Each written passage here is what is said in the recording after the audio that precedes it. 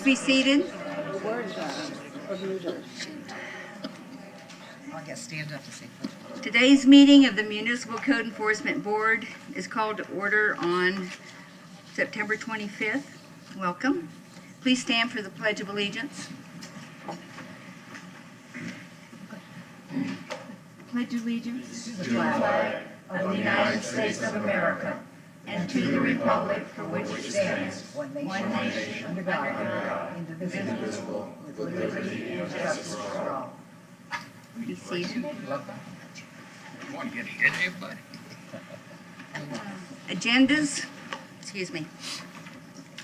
Agendas of today's meeting are on the wall at the entrance to the chambers. Please remember to turn off your cell phones. The Municipal Code Enforcement Board consists of 7 members who are appointed by the City Council, and we serve voluntarily. It is this board's intention to promote, protect, and improve the health, safety, and welfare of the citizens of Clearwater by providing this equitable, effective, and inexpensive method in enforcing certain codes within the city. The board considers new business items in 2 parts. First, a violation, then affirmative relief. Formal rules of evidence do not apply. Each side is limited to 15 minutes, but the board may grant additional time. All proceedings will be conducted in a calm, civil manner. Individuals who conduct themselves otherwise will be asked to leave, and if necessary, they will be escorted from the chambers. Now I ask all who plan to speak to please rise and be sworn in by the clerk. Do you swear or affirm to tell the truth throughout your entire testimony? Michael,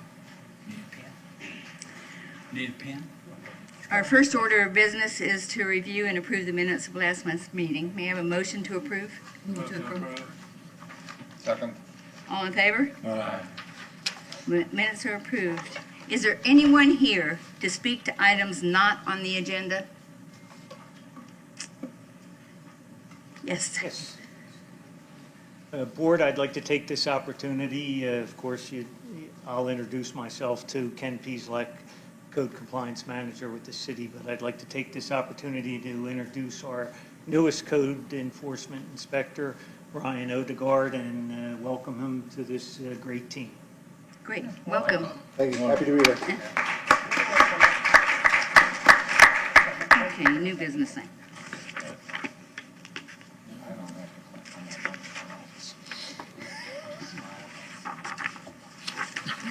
Okay, new business items. Items 4.1, case 9419. Madam Chairman, 4.1's been withdrawn. Thank you. Okay, 4.2, case 15419. Fine respondents Peter J. Nichols at 614 South Missouri Avenue in violation of code for sign maintenance and business tax receipt, and issue an order with the compliance deadline and fine if not complete. Board, we were requesting a declaration of violation for sign maintenance, but the business tax receipt violation is still in violation. Okay.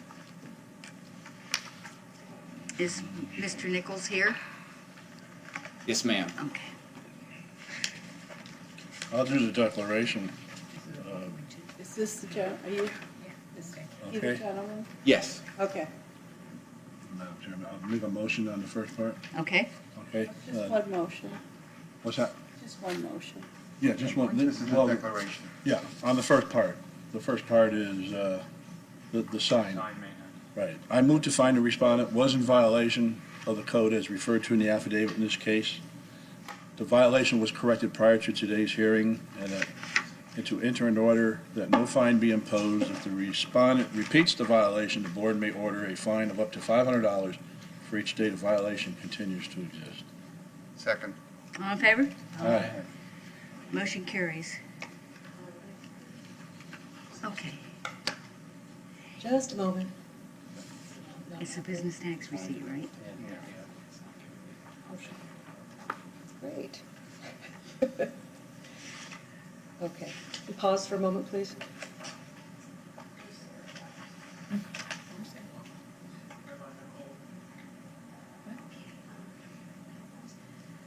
We don't seem to be able to open with PowerPoint here right now. Do we need to add PowerPoint to this new computer?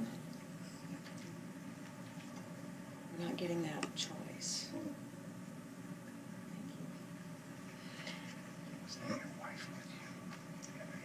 Probably when you just need to add it. Yes, it's not on this computer.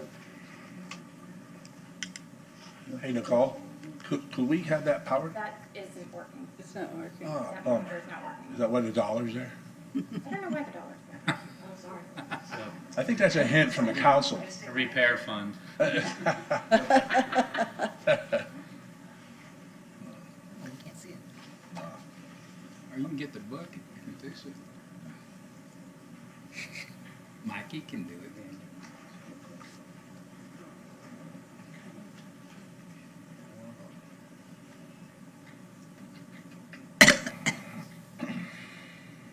Here's part A. What did you do that? Huh? What did you do that? You needed it to you. About 3 weeks ago. You gotta come up with something new next month. Pardon? It's gonna be a long day. Something new next month. You think? No, thanks. What'd you bring for supper? Pizza. Actually, it's more than 3 weeks. Is it out in the car? Because I couldn't walk at all from the beginning. Now I can.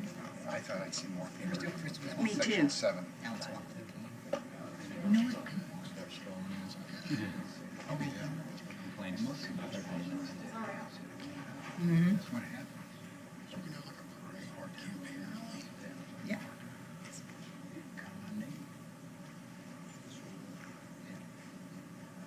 Sure was there.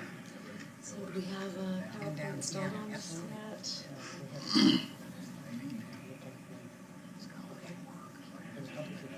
Well, the only issue is my case was here and it's not here anymore. A lot of cases. Ah, that's fun. Okay, I've got a, With their heads. Be done. you seeing it? No. I've got a zip drive. It'll take a while to install it, but I don't know. I mean, I have the pages, we can go off of that with the pictures off of Elmo. Yeah, I guess we're gonna have to. Let's see it. Yeah, it was there. Okay. All right, change of plans. For this presentation. Excellent.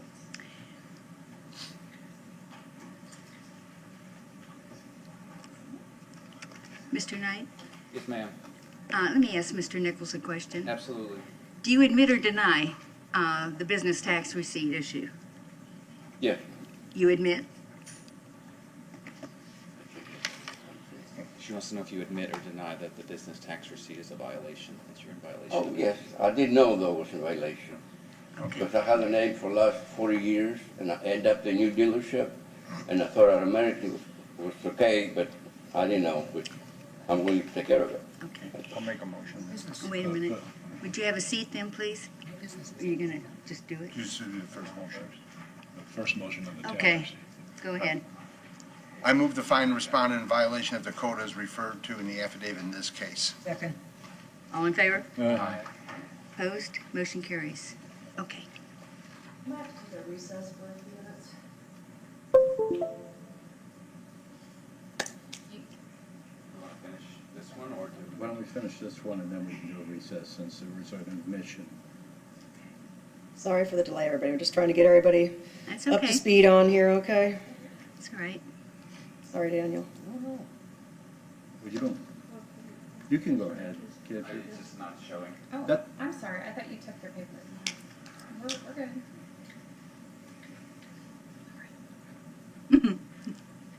There. All right. Daniel Light, Sign Inspector for the city. This is case 154-19 for 614 South Missouri Avenue. There is just the one violation, and the city is for the zoning violation of BTR required. The city is asking compliance on or before October 25th of 2019, or a fine of $150 per day. We are asking the board to authorize the following. After 3 months of the recordation date of such lien, if the fines and fees remain unpaid, the city's attorney's office is authorized to foreclose, collect, or settle such lien using any legal or equitable remedies under the law. And compliance can be met for the zoning violation of BTR being required by applying and applying for and obtaining a business tax receipt for the business of Vespa Clearwater, or by removing all advertisements from the property for Vespa Clearwater. Just to give you an idea of what we're talking about, over on Missouri, if we see this sign, we have a business, we have a BTR for renting cars and motorcycles, but it is advertising for Vespa Clearwater, which Vespa Clearwater does not have a business tax receipt for the city. So, gentleman is trying to get that added to his Sunbiz account through the state, and if that happens, we'll add it to the current BTR and everything will be good. So Rent-A-Car has the license? Yes. Has a BTR, but Vespa doesn't? Got it. Correct. Okay. Would you like to see any other photos or any other questions for me? I think so. Mr. Nichols, do you understand that you need to get your business tax receipt? Yes, I already started the paperwork. Okay. Had to get DBA, it's Vespa Clearwater. And you have 30 days. 30 days. Okay. It'll be done. Make a second motion on the tax receipt. I move to enter an order requiring the respondent to correct the violation on or before October 25th, 2019. If the respondent does not comply by that date, the board may order a fine of up to $150 per day per violation for each day each violation continues to exist. If fines and fees remain unpaid 3 months after such lien is filed, the city is authorized to foreclose, collect, or settle such lien. Second. All in favor? Aye. Opposed? Motion carries. Thank you. Thank you very much. Okay. Do you need a recess? Let me just, give us a moment here, let's make sure it's Okay. all up to speed.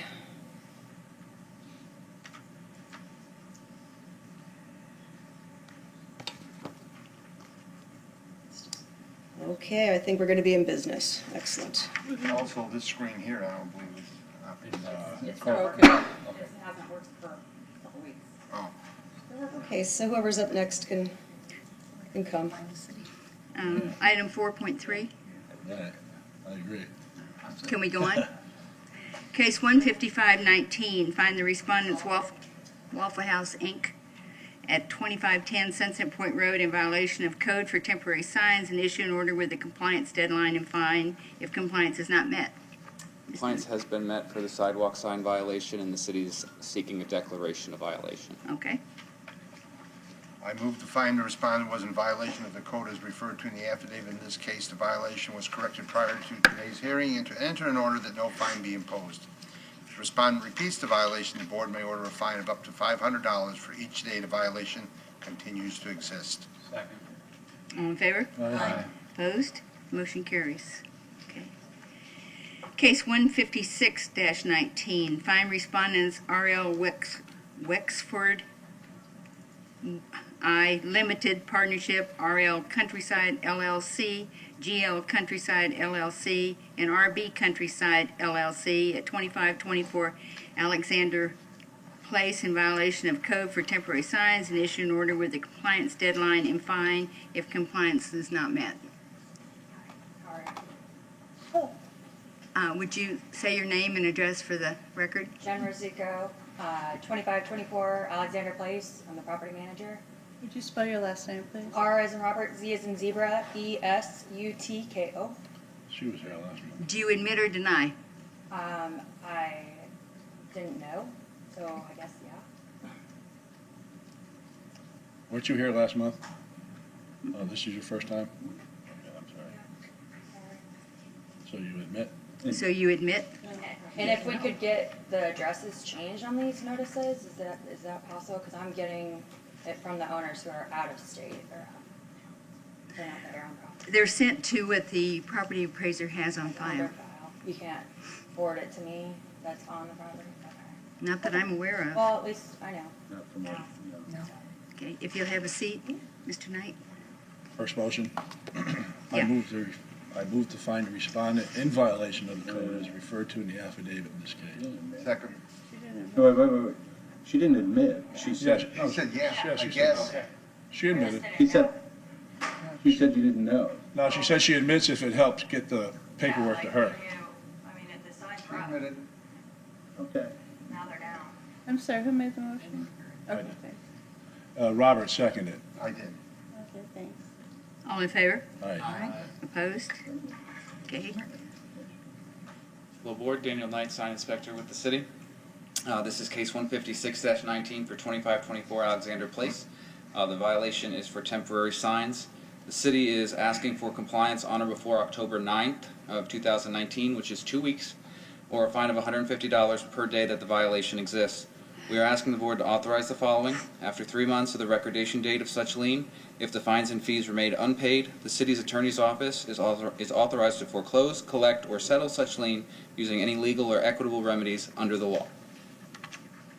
Compliance can be met for temporary signs by removing the oversized sign structure erected at the property and refraining from re-erecting any other temporary signs at the property unless all the criteria and limitations presented in Table 3-1806-1B can be followed. This is the sign that we are speaking to. This was on 5/2 of this year. And then on 7/1 the sign came down, but the structure still remains. The definition of a sign includes the sign structure. And then on 5/15 the sign went back up in a state of disrepair. And then on 9/19 the structure still remains. And then this was just again yesterday, the structure is still there. Okay. And for the record, I would like to state that all the notices that I sent out were signed and received by the property owner. I did get the certified mail receipt back signed. So the property owner was aware of these violations. So how many property owners are there? 3? Looks like 4 or 3. Looks like a limited partnership with the RL 4. Countryside LLC, GL Countryside LLC, RB Countryside LLC. So 1, 2, 3, 4 with the partnership. Okay, so you sent out 4 notices. I sent out, yes, and I Okay. received the certified mail receipt back. Okay. All right.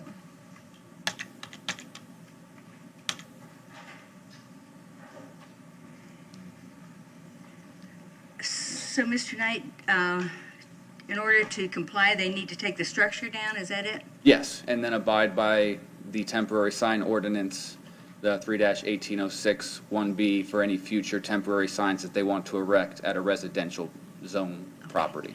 Okay, if you come forward. Do you understand that you have until October 9th? Yes, I just knew about the structure today, so I'll go ahead and get that taken down today. Good. Okay, good. Okay, thank you. I'll make a second. Okay, I move to enter an order requiring the respondent to correct the violations on or before October 9th, 2019. If the respondent does not comply by that date, the board may order a fine of $150 per day per violation for each day each violation continues to exist. If Second. fines, Oh, I'm sorry. that's okay. If fines and fees remain unpaid 3 months after such lien is filed, the city is authorized to foreclose, collect, or settle such lien. all in favor? Aye.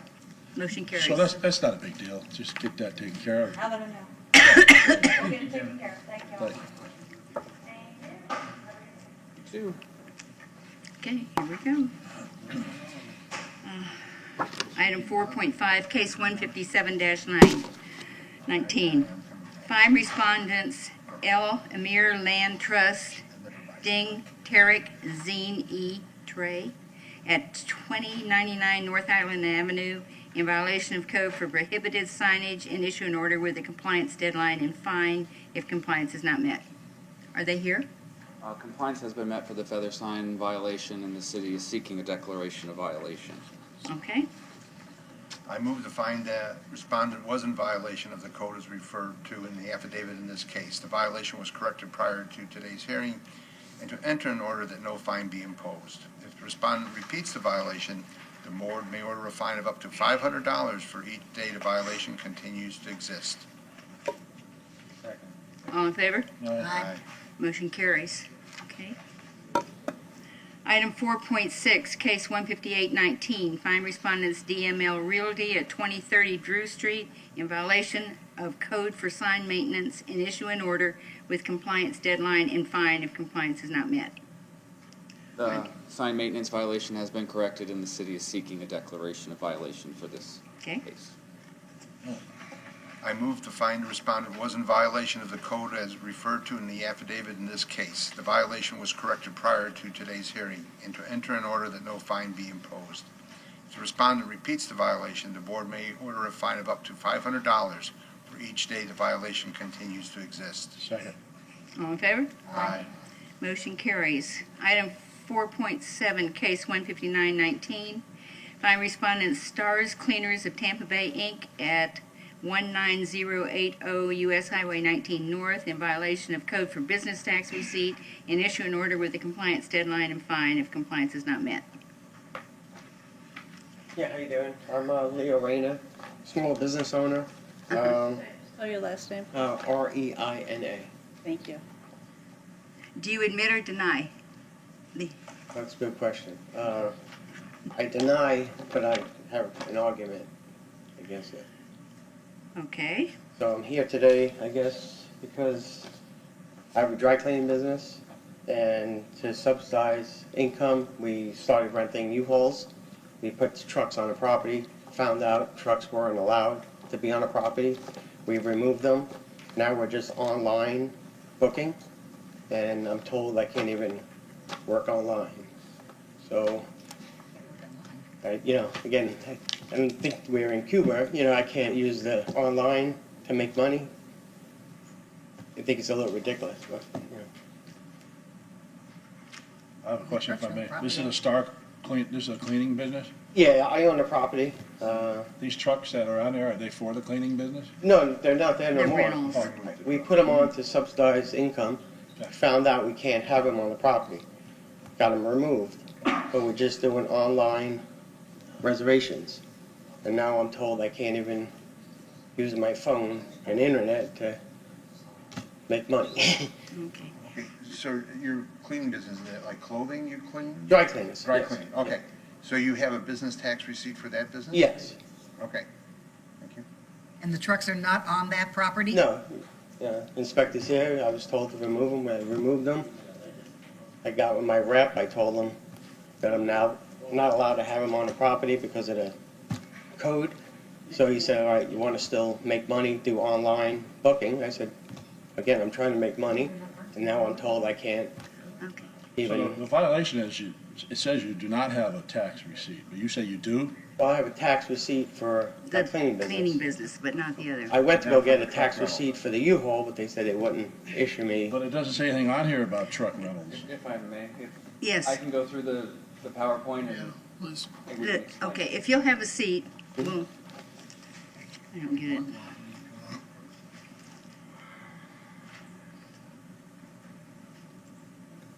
All right, Daniel Knight again, sign inspector for the city. This is case 159-19 for 19080 US Highway 19. There's one violation at the property, and it's for code section 29-31 and 1-104B, which is a zoning violation for a BTR being required. Notice the violation was sent out on 1/30 of 2019 and on 7/11 of 2019. With respective compliance dates of 3/3/19 and 7/31 of 19. I did do an affidavit of posting on 7/11 of 2019 with the notice of violation at the property. All right, on January 29th, this was the first inspection date. We had a sign out that was advertising for U-Haul, renting the trucks and the trailers. After there were some other violations, this property came in front of the board last month for exterior surfaces. The sign came down, but I did not realize that they still had this U-Haul box for the key drop-off located at the property. When I went back for other re-inspections, I noticed this along with the U-Hauls back at the property. So after they received the notice and were told that it couldn't be there, they did remove everything plus the sign, but then the U-Hauls came back and that key box was still erected there. On 8/15, the key box is still erected at the property, so you could rent the vehicle, drop the key off if no one's there. And then this was on 9/13. Trucks are gone. There's no advertisement. The key box is gone.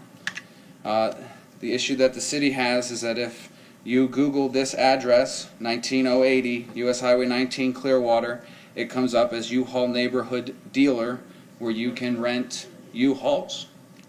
You can click on the website. I've done it. It shows, if you want to pick it up there, and they may be out of stock, but if you're willing to wait.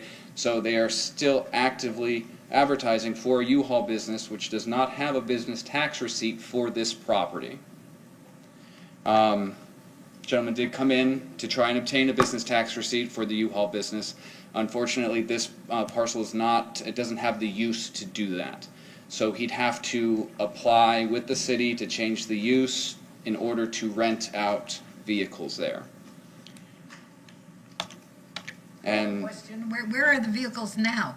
I don't know. But they were not at this property. It sounds like he's renting them out, it's his business, but they're dropping them off somewhere else. And that may be the case, but if he's wanting to utilize, Okay, let me if finish. he's wanting to utilize, advertisement, it needs to be wherever his physical business is going to be, which can't be at 19080 US Highway 19 unless he wants to change the use of the property. Okay, so what you're saying is he is conducting a rental business for vehicles from that location? Correct. Okay. I have a question. I understand exactly what you just clarified that, but this language right here does not say that at all. On this agenda, it looks like he doesn't have a license for his Star Cleaners of Tampa Bay. It doesn't say anything about trucks, doesn't say anything about a lockbox. Do you have? Are you? If you look at the notice of violation, But I can only go from what's on my agenda. That's true, but we can offer in evidence the notice. Oh, okay. Well, I didn't see that. It should be, yeah, it should be on your. On the computer. I can't, did you find it? That would be in the computer? Yes. I've been trying, all I just found was. I'm still an old. I have it right here in front of me, and in this specifically, it does specifically speak to the U-Haul business. I take that back. I just didn't see it, and I was just going by your language that's in front of me. So I understand now. You cleared it up. Thank you. So how can he come into compliance? He would either need to apply for and change the use of the property to allow that business to be there and obtain a business tax receipt to do so, or stop advertising that a U-Haul business is being conducted at the property. If he was able to make that change, that use change, then would be able to put the trucks on that property? Correct. But he's gonna, it's a lengthy process to change the use of a property. Right, that's what I was told, so that's why we took all the trucks off, and now we're just online reservation. Does that include online too, Daniel, as well? Yes. I mean, right here is proof that you can go to 19080 US Highway 19 for this U-Haul neighborhood dealership. Okay, May I ask a couple clarifying questions? certainly. And Inspector, I have your notice of violation here. And the sections that you cite, which I saw were on your presentation, were for 1-104B, and you call it a zoning violation, and then 29.3-1. That's correct? Correct.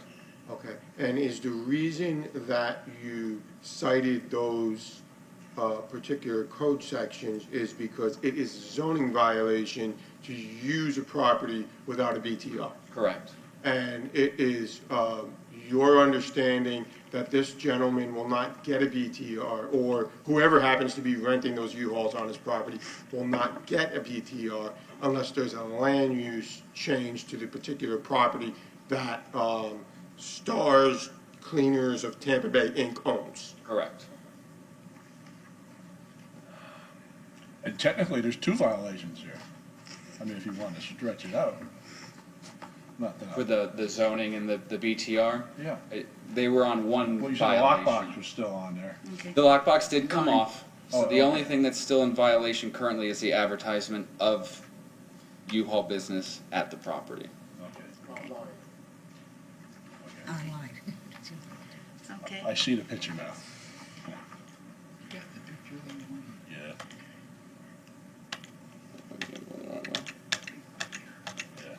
I will let you deliberate, sorry. Do you understand what the situation is? Yeah, no, I understand, and that's why I removed all the trucks but I still can't believe I can't, from the phone and from internet, conduct reservation, you know? Well, if Well, you you- can find a way for them to drop the keys off over They- the but internet, there then is you no, might have a case. there's no even keys.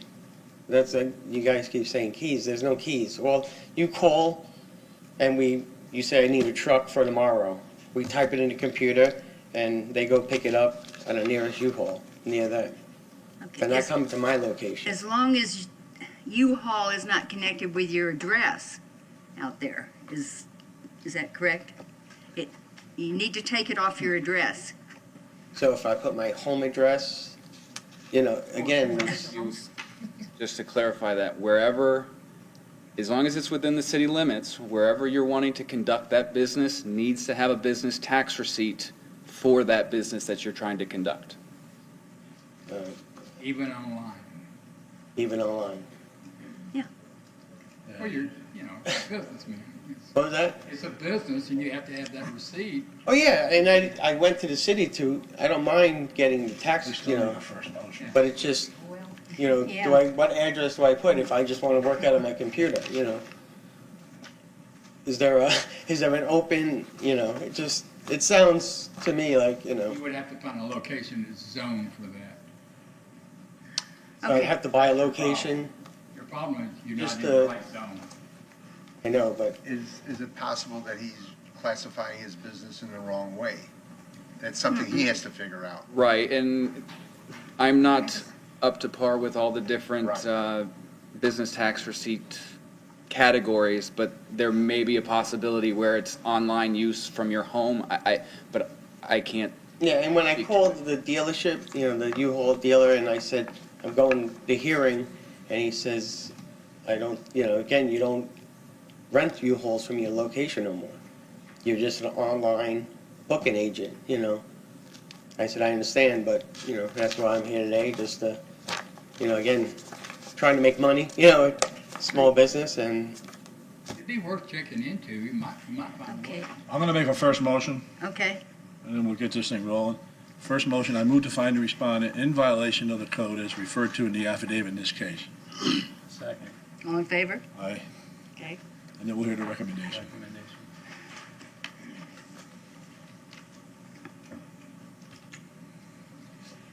For case 159-19, for the one violation of zoning violation of BTR being required, the city is asking compliance on or before October 25th of 2019, or a fine of $150 per day that the violation exists.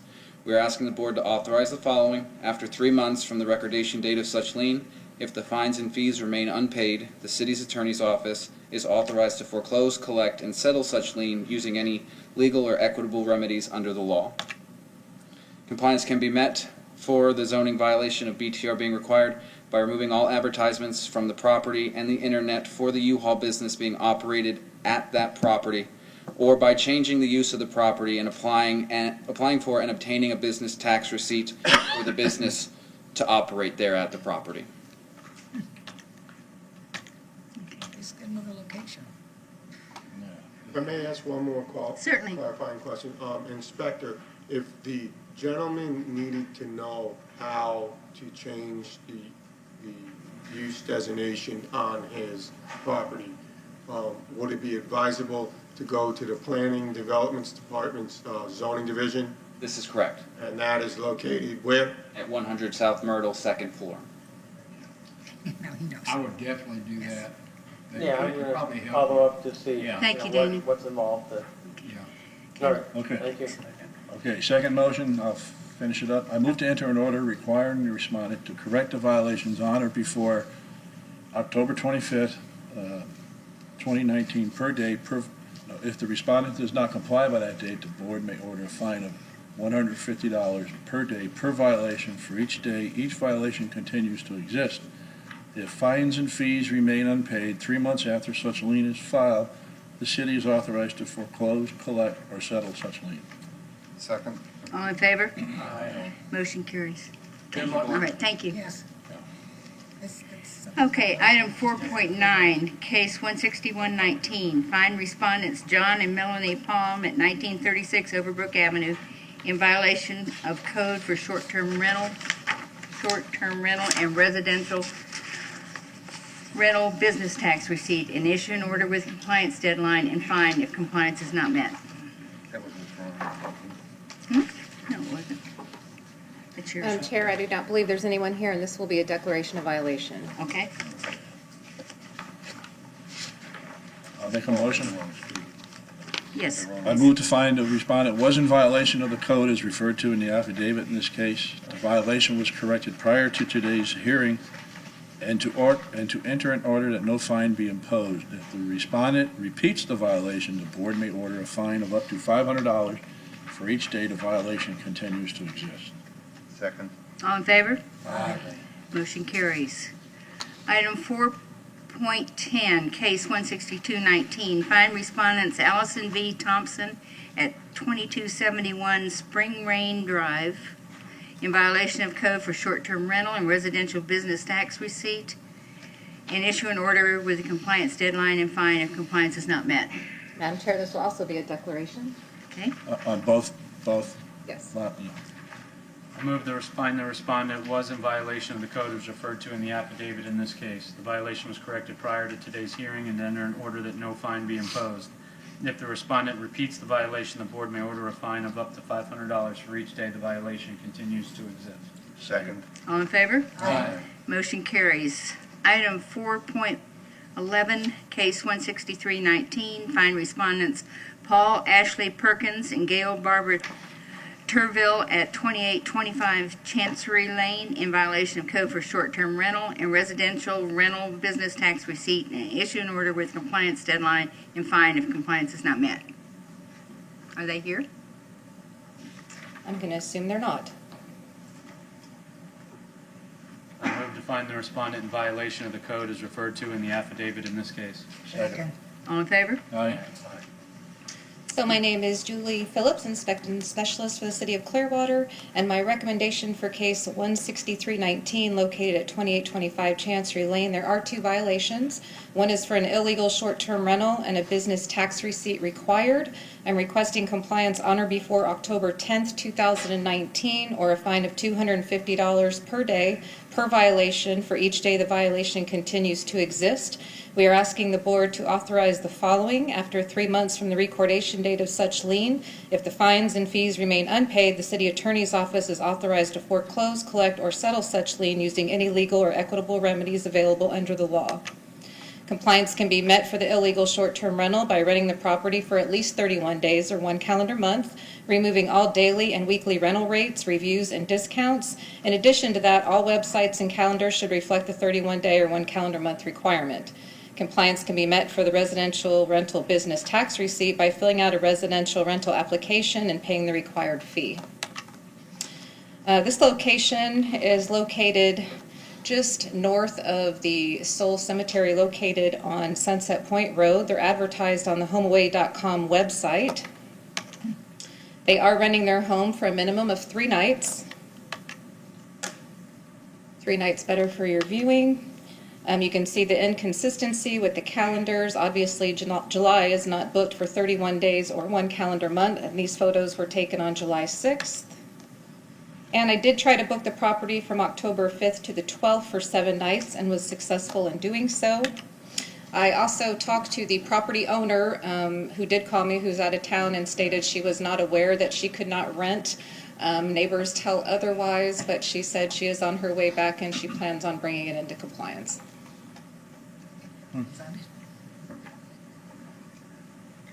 Okay. I'll make a second motion. I move to enter an order that a fine of $250 per day. Oh, no, I'm sorry, I'm reading the wrong one. Be helpful to read the right one, I guess. Second motion. I move to enter an order requiring the respondent to correct the violations on or before October 10th, 2019. If the respondent does not comply by that date, the board may enter a fine of $250 per day per violation for each day each violation continues to exist. If fines and fees remain unpaid 3 months after such lien is filed, the city is authorized to foreclose, collect, or settle such lien. Second. All in favor? Aye. Motion carries. Okay. Okay. Item 4.12, case 16419, Ruth M. Serralo as personal representative of the state of Ruth Serralo at 1100 South Myrtle Avenue in violation of code for exterior surfaces, roof maintenance, abandoned building, and lot clearing, and issue an order with a compliance deadline and fine if compliance is not met. Mr. Dixon. There's somebody here for this case. Okay. Hi. Do you admit or deny? Would you identify yourself for the record, please? My name is Renee Russell. I'm the personal representative of Ruth Sorello. She deceased on July 19th, 2018. Okay. And I'm sorry. Do you admit or deny the allegations? I admit Okay. that there are two. Talking about the buildings? Yes, there are two dilapidated buildings on the property, which is up for sale. Okay. Trying to. Okay, if you'll have a seat. We'll go, you want to do the first motion? I'll make a motion. I move to find respondent in violation of the code as referred to in the affidavit in this case. Second. All in favor? Aye. There were 4 violations at this property. The lot clearing has been complied, so I'm just requesting declaration of violation for the lot clearing. Okay. In regards to the lot clearing violation, I move to find the respondent was in violation of the code as referred to in the affidavit in this case. The violation was corrected prior to today's hearing and to enter an order that no fine be imposed. If the respondent repeats the violation, the board may order a fine of up to $500 for each day the violation continues to exist. Second. All in favor? Aye. Motion carries. Okay.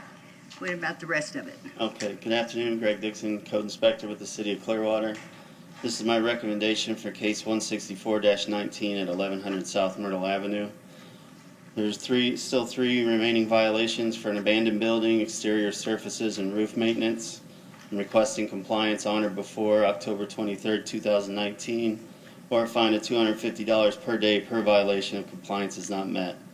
After 3 months from the recordation date of such lien, if the fines and fees remain unpaid, the city attorney's office is authorized to foreclose, collect, or settle such lien using any legal or equitable remedies available under the law.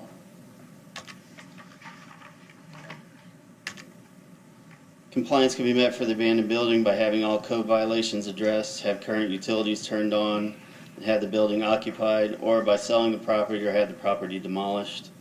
Compliance can be met for exterior surfaces by replacing any defective structural or decorative elements of any building wall and ensure all exterior surfaces are free of mildew, rust, loose material, and faded or peeling paint.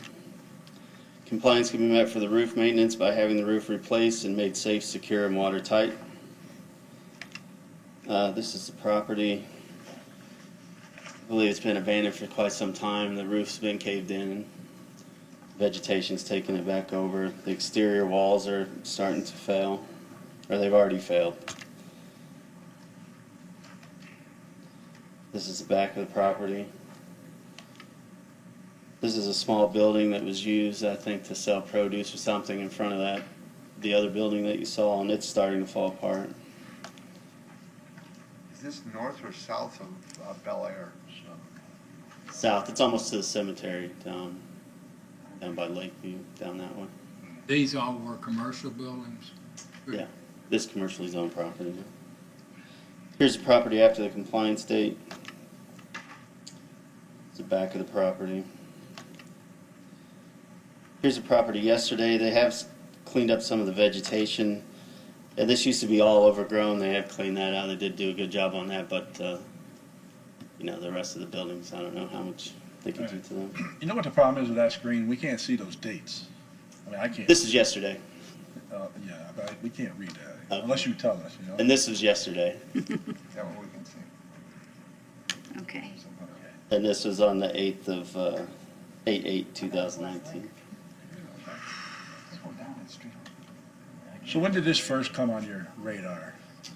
Let me go back to the first picture. 6/11. 6/11 this year? Yes, sir. Okay. And she's been very cooperative, right? I spoke with her. She's the executive of the will. Oh, okay. So why 250? Because it's commercial property. Oh, okay. How long has it been listed for sale? I don't know. Shall we have her We'll come ask up? her. That's a good question. Just a moment. Okay. So there is no power, there's no, is this a safety hazard? I believe so. I think Jason Cantrell's bringing this building for unsafe next month. Yeah. Are you getting complaints, neighbor complaints? No, I was down there to get a car removed off the right of way, and I looked across the street and noticed it. Graveyard's not giving you any complaints? No. Halloween's coming up, you know? Pretty quiet group of neighbors. Okay, what was her name, do you remember? Okay. Renee? What are your plans for the property should it not sell?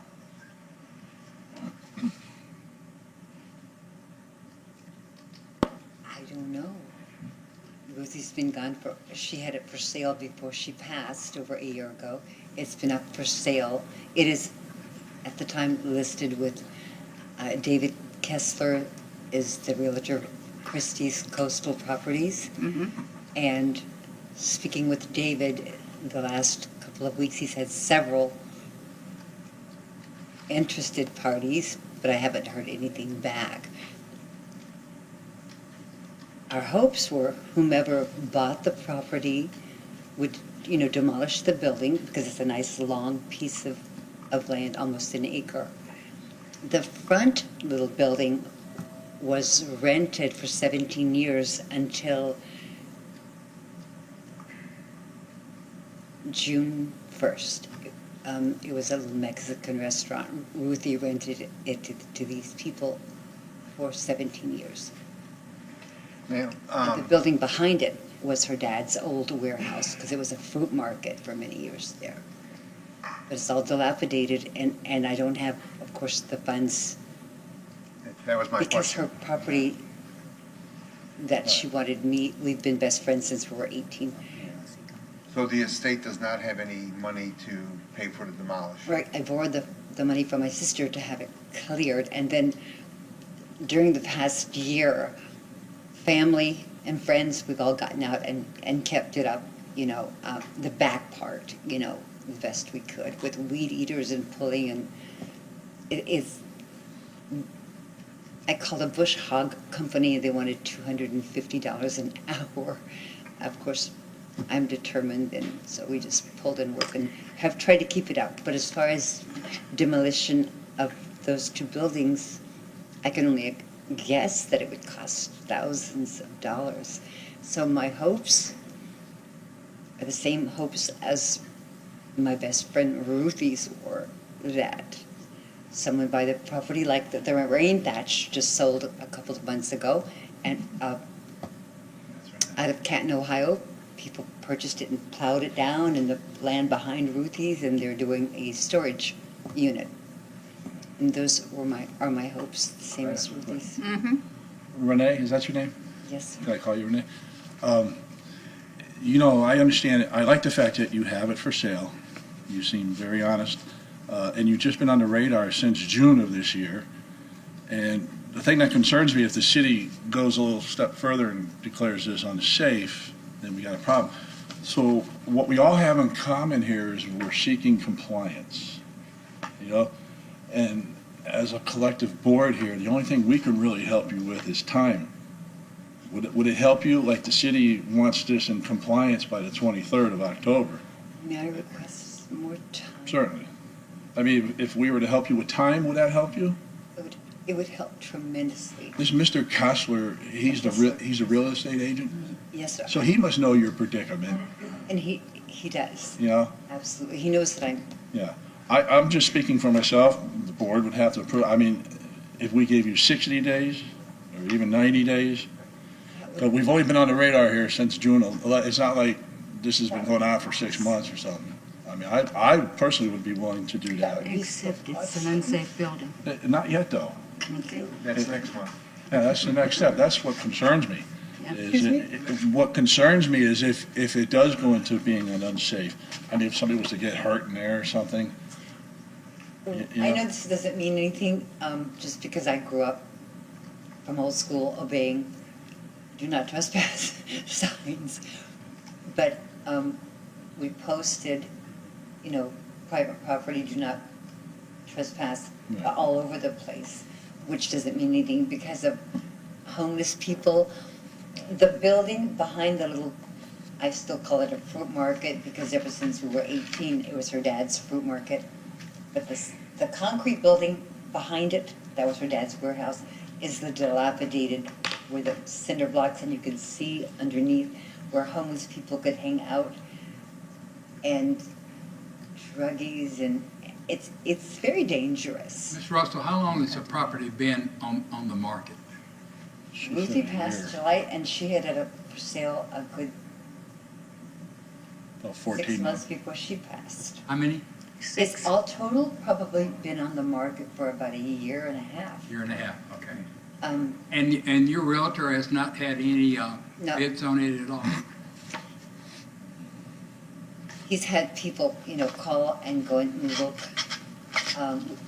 Ruthie had it listed at 800,000, and Baycare was interested. And then, but they wanted her to come down, and she did, and they didn't bite. And a few other people, but it's all the way down now. Once I got the letters, and I understand. My gosh, if my own child would go exploring and have a block Right. ball on them or something, it's down to 290. Oh, jeez. So Okay. it's gone all the way down within the past month. And You're actively trying to get it sold, your realtor. Yes. That was my point. And her You get that taken care of, just raise outstanding it. credit card debt is over $1,000.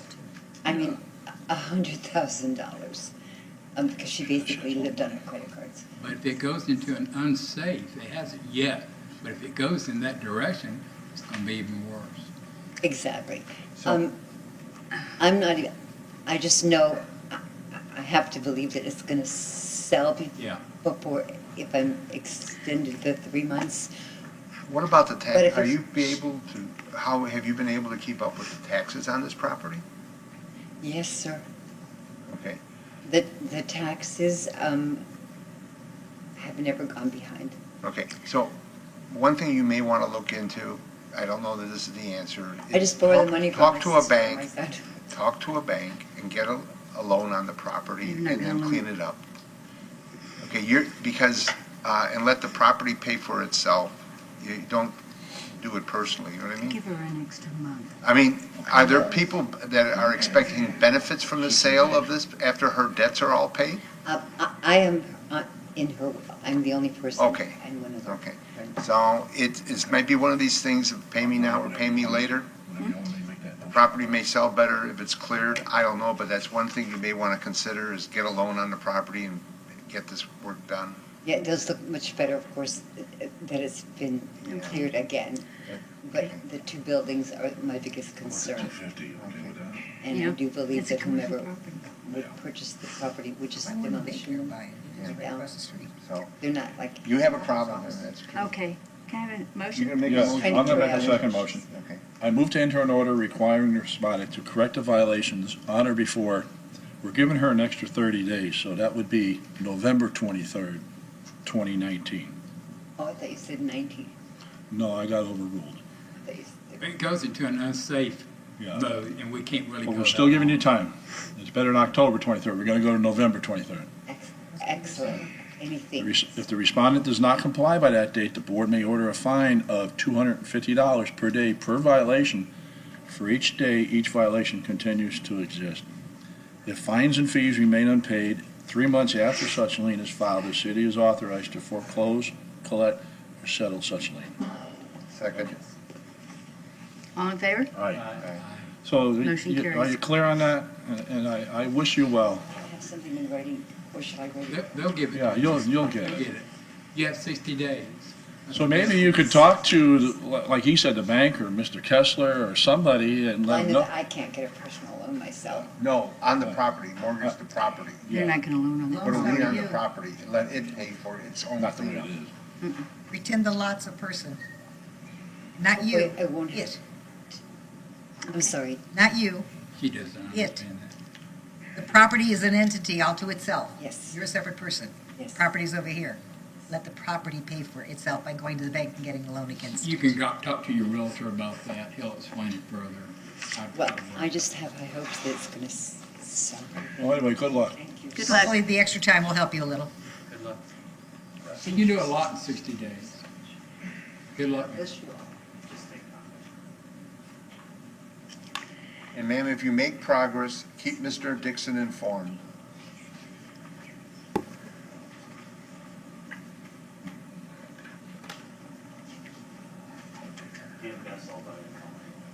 It's pretty cheap now, isn't it? My God, yeah.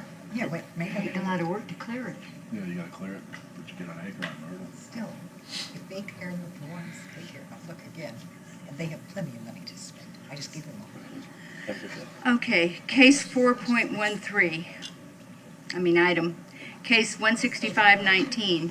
Five respondents, Thomas and Kathy Parks at 1101 North Garden Avenue in violation of code for abandoned building and issue an order with compliance deadline and fine if compliance is not met. Are they here? I don't think so. I move to find the respondent in violation of the code as referred to in the affidavit in this case. Second. All in favor? Aye. Motion carries. Craig Dixon, Code Inspector with the City of Clearwater. This is my recommendation for case 165-19 for 1101 North Garden Avenue. There's one violation at the property for abandoned building. Request compliance on or before October 23rd, 2019, or a fine of $150 per day per violation if compliance is not met. After 3 months from the recordation date of such lien, if the fines and fees remain unpaid, the City Attorney's Office is authorized to foreclose, collect, or settle such lien using any legal or equitable remedies available under the law. Compliance can be met for the abandoned building by having all code violations addressed, have current utilities turned on, and have the home occupied, or by selling the property or have the property demolished. The utilities have been off at this property since February 2016. okay. Yeah, it does. I do have to call pretty often to get the grass cut, and it's also on the agenda for a nuisance abatement for the grass. There's not much wrong with the outside. There is a broken window, but on the inside it looks like they were in the middle of a remodel and then stopped. Oop, that's not got nothing to do with this. I have been in contact with the owners, and there was some health issues, and they assured me that something would be done with the property, but nothing's been done. Okay, Madam Chairman, I'd like to make a motion. you may. Second motion, I move to enter an order requiring the respondent to correct the violations on or before October 23rd, 2019. If the respondent does not comply by that date, the board may order a fine of $150 each per day per violation, and it's just one violation. It's just one, yeah. For said violation, each that continues to exist. If fines and fees remain unpaid 3 months after such lien is filed, the city is authorized to foreclose, collect, or settle such lien. Second. All in favor? Aye. Motion carries. Okay. Item 4.15, case 16719, Anderson Mitchell at 1781 North Fort Harrison Avenue in violation of code for residential grass parking and roof maintenance, and issue an order with compliance deadline and fine if compliance is not met. Are they These here? violations have been corrected, and I'm just seeking a declaration of violation for this property. Okay. I move to find the respondent was in violation of the code as referred to in the affidavit in this case. The violation was corrected prior to today's hearing, and to enter an order that no fine be imposed. If the respondent repeats the violation, the board may order a fine of up to $500 for each day the violation continues to exist. Second. All in favor? Aye. Motion carries. Item 4.16, case number 16819, fine respondents Diana Atkins at 1510 Betty Lane in violation of code for commercial vehicle, and issue an order with a compliance deadline and fine if compliance is not met. I believe this is going to be a declaration. It is a declaration. Declaration? Okay. I move to find the respondent was in violation of the code as referred to in the affidavit. In this case, the violation was corrected prior to today's hearing, and to enter an order that no fine be imposed. The respondent repeats the violation, the board may order a fine of up to $500 for each day the violation continues to exist. Second. All in favor? Aye. Motion carries. Item 4.17, case 169-19, fine respondents John A. Okay, here we go. Cor Marianos at 2384 Chaucer Street in repeat violation of code for exterior storage, and issue an order that a daily fine be imposed for each day the repeat violation continues to exist. Here we come.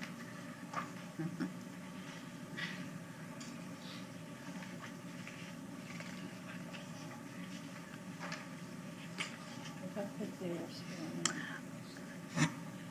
they came in after. Hello, Hi, will you state your name and address? I'm Donna Camarianos. I live at 2033 Scotland Drive in Clearwater. John is my husband, and he owns the property on Chaucer Street. Okay. We realize this is a repeat Were you violation. sworn in? I'm sorry, Were you sworn in? no. Or you came in after? Were you all sworn in at the beginning of the meeting? Were you here at the beginning? Arrived No. after we? We came late because we went to 112 South Osceola. No, that's okay. We just need to swear you in. Okay. Raise your right hand. Will you be speaking? Do you swear affirm the testimony you're about to give is the entire truth? Yes. Thank you.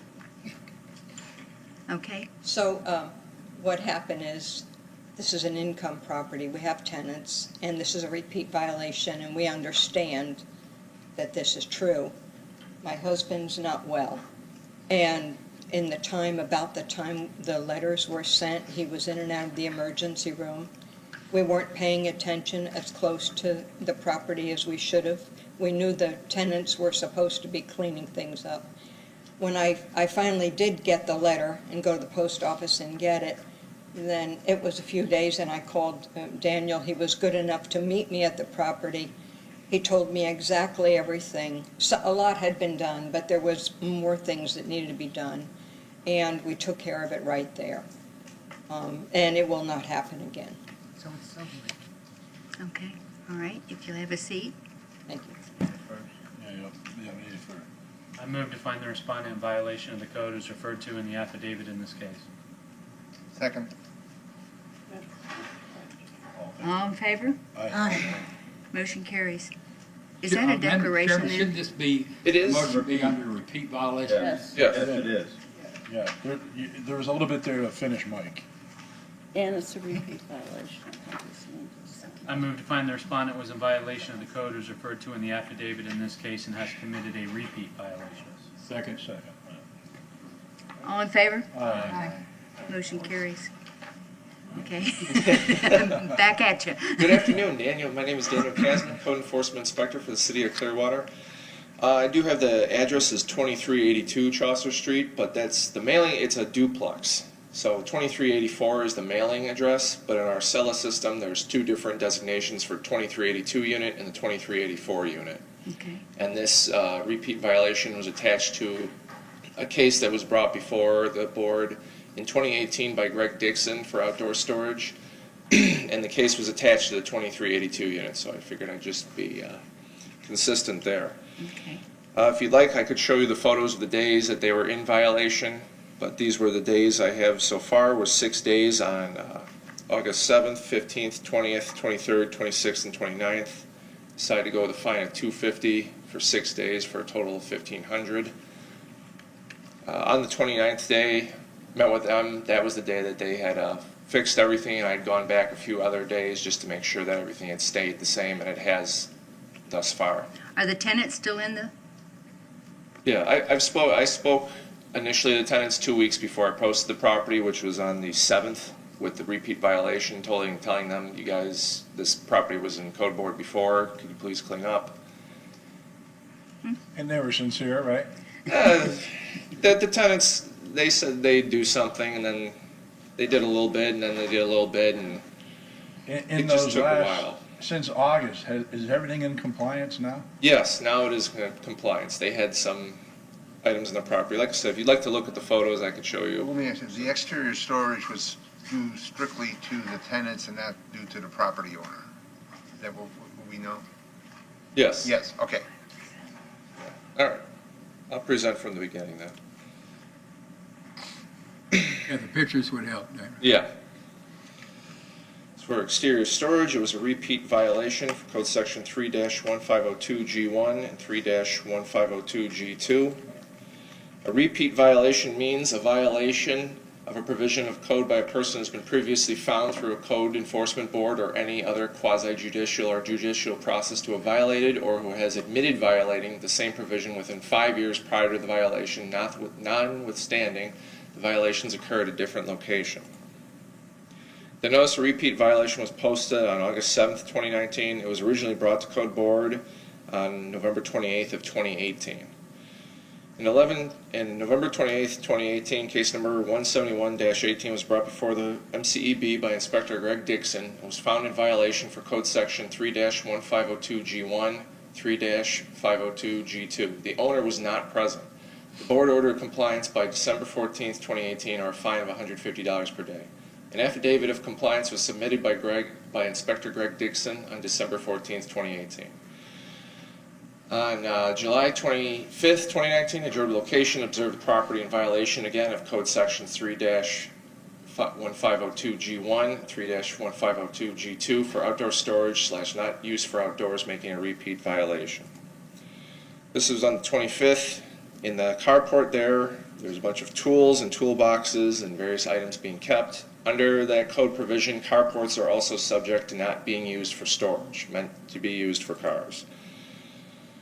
So there were items in the carport, tools, a bunch of tire rims being kept on the porch, items being kept on the cage for the AC unit. On the side of the home, which would be the east side, there were a lot of stacks of tires, propane tanks. I talked to the tenants. They cleaned up a little bit, but then brought a stack of tires. They just brought them into the carport. Tire rims are still being stored on the side. This is this 2382 unit. This was the day of the posting on August 7th.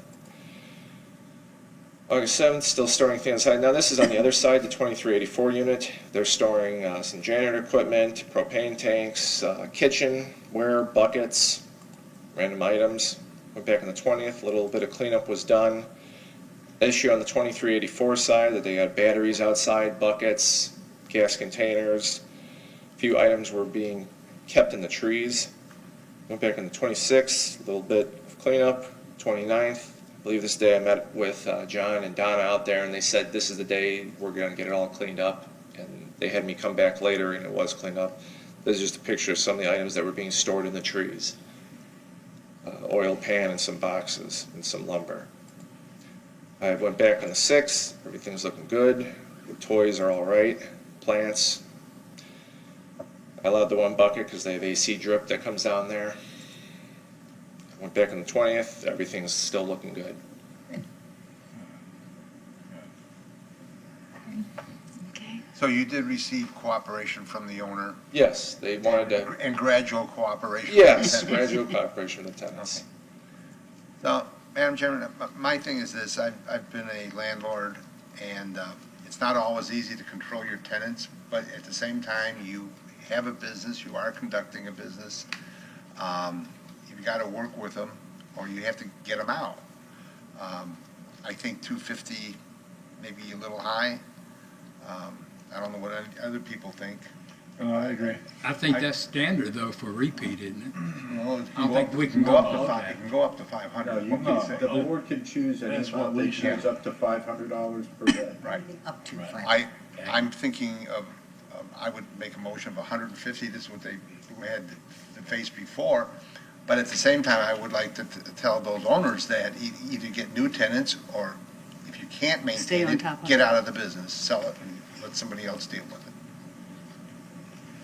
That sounds reasonable to me. How about a motion? Okay. I move to enter an order that a fine of $150 per day be imposed for, was it 6 days? 6 days. The repeat violation existed for a total fine of, what we got? 900. No, Nine- half was 15. 900. 900, thanks. $900 payable within 30 days. If fines and fees remain unpaid 3 months after such lien is filed, the city is authorized to foreclose, collect, or settle such lien.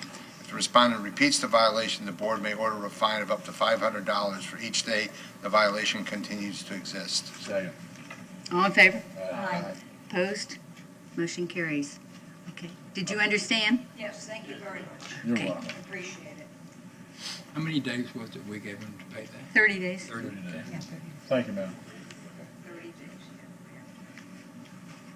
I'd like it to be noted into the paper that this board has compassion. You know, it makes me feel good we're here to help the mom and pops, you know? Board, the minutes reflect that for every meeting. It does. I'm very proud of this city for what we do, by the way. I mean, there's some cities, and I wouldn't mention their name, not far from here. Whoa. You know? Item 4.18, case one. One community needed that the code enforcement officers carry guns. Jeez. Case 170-19, fine respondents Hercules Mahari, 521 Edenville Avenue, in violation of code for residential grass parking and exterior storage, and issue an order with a compliance deadline and fine if compliance is not met. Are they here? No, it's not going to be here. Is that you, ma'am? No. Oh, I thought she raised her hand. I move to find the respondent in violation of the code as referred to in the affidavit in this case. Second. All in favor? Aye. Motion carries. Okay? You're back. Hello again, Daniel Casman for City of Clearwater Code Compliance. This is for 521 Edenville Avenue, case number 170-19, for 2 violations for exterior storage and residential grass parking, requesting compliance on or before October 10th of 2019, or a fine of $150 per day per violation for each day the violations continue to exist. Asking the board to authorize the following. After 3 months from recordation date of such liens that the fines and fees remain unpaid, the city's attorney's office is authorized to foreclose, collect, or settle such lien using any legal or equitable remedies available under the law. Question, why such a short time, 10 days? Usually we run 30 days. I've spoken with the homeowner. The outdoor storage case was initially opened in May. Okay. But he also had an exterior surface issues, which he did take care of, and the amount of storage in the carport where the exterior storage issue, he needed some time because there was a large stack of concrete cinder blocks taller than me, Okay. and all sorts of other items. And as he complied with other issues with the home, I gave him more and more time for the outdoor storage. I've spoken with him about the outdoor storage. He keeps telling me he's going to do it, and then it's just the Sounds last good. bit he won't do. Sounds reasonable. And also, I'd like to add for the record, in addition to what he's telling us, I know this person that came to me when I was on that street with my neighbor, and I gave him a code book about these same problems, so he knew about it. So there was 2 violations, but he's corrected 1. He hasn't corrected either one of them. He still does the grass parking too. He has several tenants in the home, a bunch of working guys, and they park their vehicles. Is this a rental property? What's that? Is this a rental property? Yes, it is a rental The property. exterior hasn't been complied. He fixed the exterior surface issue, but that was a whole separate issue. This is just for outdoor storage and grass parking. Okay. His tenants need to park properly, and the items in the carport need to be properly stored. And you feel that the $150 is going to motivate this guy? I don't think so. Okay. Neither do I. Per violation, if you have an alternative. Oh, I understand. That whole Thank you. street's that way, it's just, There's a few issues, we're working on them. yeah, I know you are, I'm glad to see Okay. it, yeah. So have we made the first motion? No, We need a did. first. We did it first, didn't we? Yes. He did it. I'll do a second. I move to enter an order. Yeah. Huh? Okay. Okay. I move to enter an order requiring the respondent to correct the violations on or before October 10th, 2019. If respondent does not comply by that date, the board may order a fine of $150 per day per violation. For each day each violation continues to exist. If fines and fees remain unpaid 3 months after such lien is filed, the city is authorized to foreclose, collect, or settle such lien. Second. All in favor? Aye. Motion carries. Thank you. All right, thank you. Okay. 4.19, this case was continued from August 28, 2019. Case 14219, fine respondents Beverly Sydow at 1913 Coles Road in violation of code for exterior storage and issue an order with a compliance deadline and fine if compliance is not met.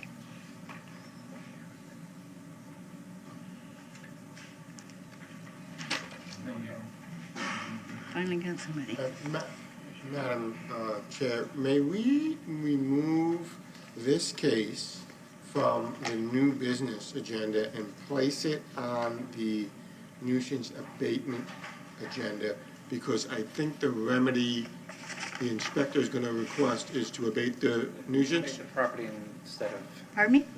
Okay. So, initially, this is a nuisance case. It violates a nuisance, and you can either go Right. for fines or you could go for an order entering onto the property. And instead of asking for fines, what the remedy that the inspector is going to request is to abate the nuisance instead of ask for fines. So you want to make what this 720, you want to make this 7.26? Yes, exactly. How do you get that number? And the last one was 2.5. Oh, no, but that's, No, we have a 7. we have a 2.6. We have a, you're right. We do? Yeah, next page. Right. Can't we just bring it in under its Mine case says number? 2.5 is the Right. last one. I got 2.5. We Oh, bring here, it. I got it, Okay. got it. See where I am? Yeah, I got you. Okay, I'm with you too. Good. Wait, 7.6. everybody needs only one person at a time, we're under sunshine rules. Right. It's, I have no objection. Make it 726. we can do that. And we can either hear the case now, or you can wait until, since the gentle lady Hear the is case here, now if you Right. want. probably makes sense to just do it. Make it 726. I make a motion that we hear this case now as a convenience to the lady. Okay, Second. okay. You're I'll up. stay, right? You're up. That's a technicality, that's all. You have to call for a vote. Hmm? You have to call for a vote. We made motions. Do we need a motion to move it? We did. No, No? you can, Okay. no, you're gonna deal with it in the second part. But deal with it But now? we're going You to can deal with it now if you so choose. Okay. Okay. All right. Beverly, do you admit or deny the allegations? You need to. Yes, but I've been working, and Mr. Judd will tell you, I've been working very hard to clean it up. And I've got a little more to go since he came, and I actually found out what the problems are. I've been correcting those as well. And I see that you had on there maybe, what, the 13th of October, you said? Yeah. If I could just get you to state your name. Oh, Beverly Sydow. Beverly, was that a yes on the admit? Yes. Okay. We need it first. No, this is. Wait a minute. Oh, no, this is under nuisance. I'm not sure how to do that. Okay, if you'll have a seat. Uncomplied. Mr. Jewett, what are you requesting? I'm requesting compliance on or before October 13th. As soon as the slides come up. 2 weeks? 3 weeks. So good afternoon, Board. Inspector Jewett, I am requesting for case number 142-19, 1913 Coles, compliance on or before October 13th, 2019. We're asking the Board to authorize the following: for the Code Compliance Division to take all reasonable actions, including entry onto the property, to abate and maintain the nuisance and charge violator with the reasonable costs, which will become a lien on the property. Initially, we had looked at fines, but we felt nuisance abatement would be the best option for this property. It has been an ongoing issue. It was set to come before the board, I believe, towards the beginning of the year, but the owner sold the property, and the new owner, she is the new owner of the property, so we had to start over again. Okay. Okay. And then did you pictures or? Oh, yeah. And then we are asking the board, compliance can be met for outdoor storage by removing all trash, debris, construction material, any inoperable vehicles, vehicle parts, clothing, paint, interior furniture, and any items not intended for outdoor use. This is the front of the property from May 16th. You can see furniture, various pieces and parts of various items, some fencing material going to the back of the property. This is from May 9th. Most of the pictures are from the front of the property. It wasn't until last month that I was able to actually enter the back of the property and see what it looked like. For the back of the property, this is from the back fence. You can see various items stacked up along I'm standing on the property behind 1913 and taking shots from the fence line. Again, various items, debris. So let me ask you a question. Yep. So it started earlier this year. Right. Then the property was sold. Yes. So has there been an accumulation or? It's kind of, it ebbs and flows. Now, she has, when I went onto the property initially and she actually allowed me to go in the back, there was a lot of items. I'd like to show you here real quick. There were a lot of items in the back that she had. I'm just trying to get to those backyard shots. So there is a trailer, various items. This is from 8/15.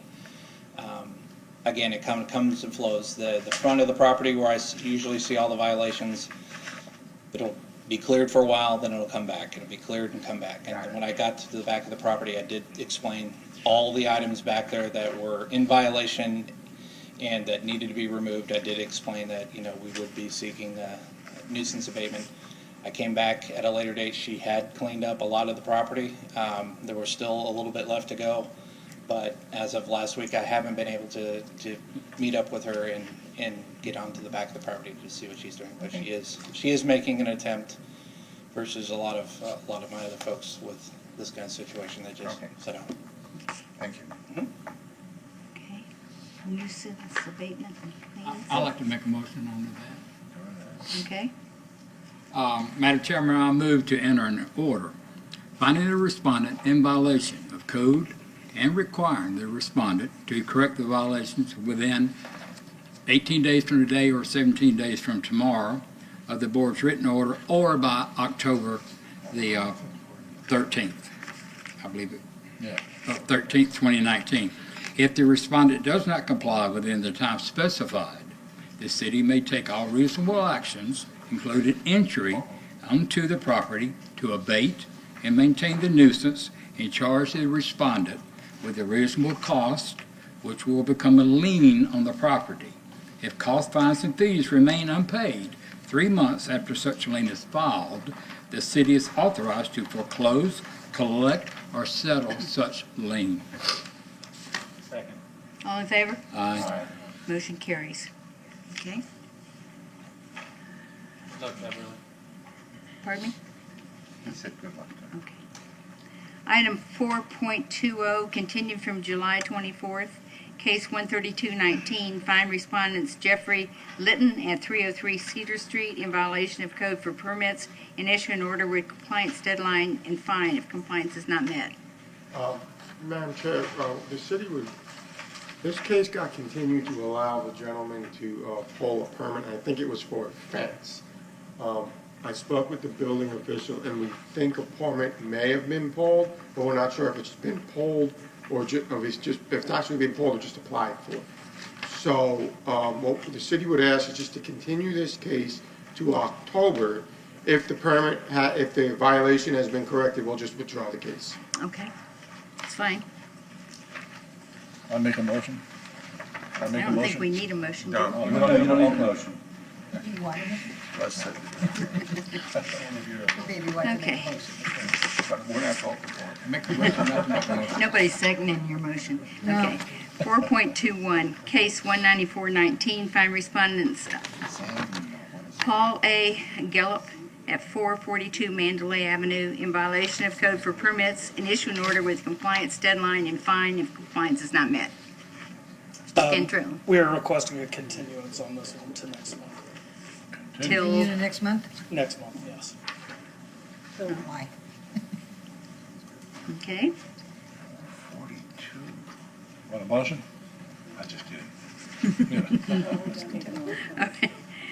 Case 4.22, find respondents Michael Plunkett at 205 South San Remo Avenue in violation of code for unsafe building and issue an order with compliance deadline and fine if compliance is not met.